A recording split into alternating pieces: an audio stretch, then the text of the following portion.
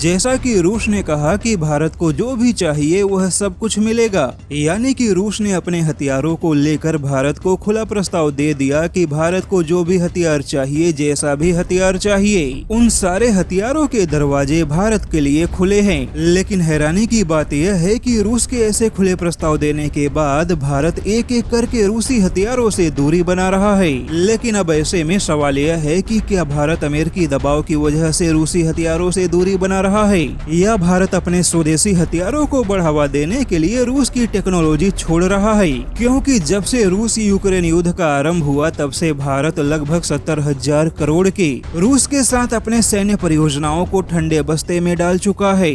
जैसे कि सुखोई 30 लड़ाकू जहाजों को एडवांस बनाने की परियोजनाओं को ठंडे बस्ते में डालना, या रूस के Mi-17 V5 हेलीकॉप्टर के सौदे को रद्द करने जैसे बड़े फैसले लेना। वहीं MiG-29 और सुखोई 30 लड़ाकू जहाजों के सबसे एडवांस वर्जन को खरीदने की तैयारियों को भी फिलहाल भारत ने पीछे ढकेल दिया है। यहाँ तक कि रूस के यूटिलिटी हेलीकॉप्टर के सौदे को भी कहीं न कहीं भारत लगभग रद्द कर चुका है।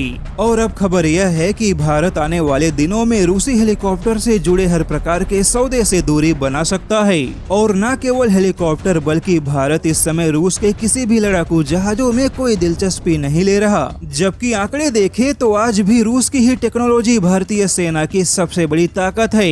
लेकिन पिछले 5 सालों के आंकड़े यह बताते हैं कि भारत कहीं न कहीं रूसी हथियारों से दूरी बना रहा है। और उसके पीछे भारत के स्वदेशी हथियारों को बढ़ावा देना भी एक बड़ी वजह मानी जा रही है। वहीं भारत अपनी सेना की क्षमता और हथियारों की टेक्नोलॉजी में विविधता लाना चाहता है। हालांकि ऐसे में अगर कोई यह सोचे कि भारत अमेरिकी दबाव की वजह से रूसी हथियारों से दूरी बना रहा है तो यह बिल्कुल गलत है। लेकिन रूसी हथियारों से भारत का दूरी बनाना यकीनन रूस के लिए एक बड़े चिंता का विषय है।